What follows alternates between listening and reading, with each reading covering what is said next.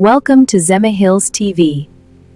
Miss Shekira, time is of the essence. Get ready, everyone, in 5. All right, let's do this. I can't wait to tell my story. At 16 years old, I stopped being just a daughter. I became my mother's strength. Hi, I'm Shekira. Things were not always this hard. We didn't have much, but we had enough to smile. Until the year I turned 16, that was the year my mother fell sick, and everything changed.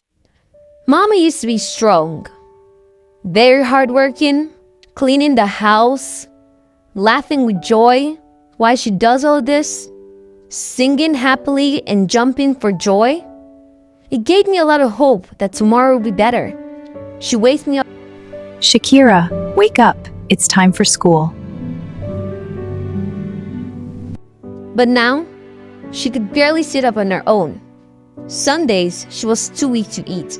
Sundays, she couldn't even turn on the bed. And every time I looked at her, I felt my heart breaking quietly. I learned how to cook various meals, and I became very good at it. I would sweep every corner of the house, from the ground to the bed. I will scrub the floors till they're shining, make sure they're clean. Then I will mop so they can all be spotless, down to cleaning the shelves till there's no dust in them. And then clean the tables so the mama's medicines will be clean on them.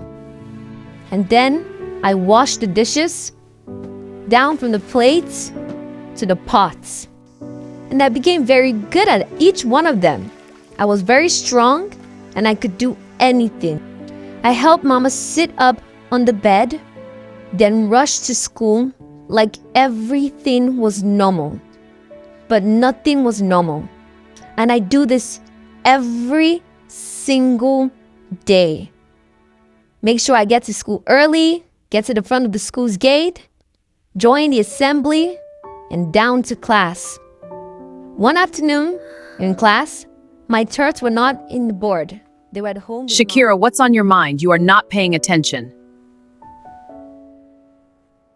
I wanted to speak, but my voice refused, so I just lowered my head in shame. If only they knew. When the bell rang, everyone rushed out laughing, but I walked quietly, thinking, calculating, and worrying. All I was thinking about that day was Mama. I walked home quietly in a noisy market street, where I meet these particular women every day. Look at her moving freely without a father. So sad. And that uniform. Exactly, what a shame. Oh, the poor thing. Shameful. I ran because those words pierced into my heart, knowing fully well that I'm yet to encounter more mockery. Shekira, are you blind? Didn't you see me sweeping?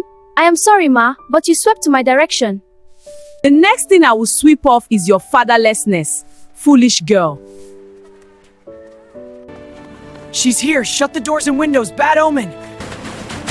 Bad omen.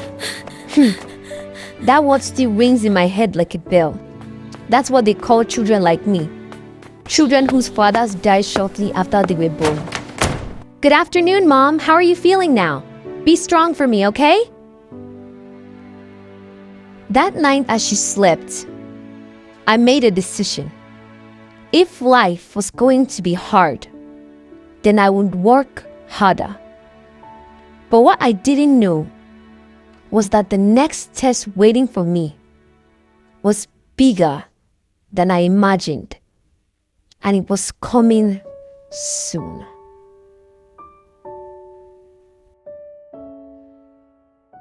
What you think? Like and subscribe. See you next time.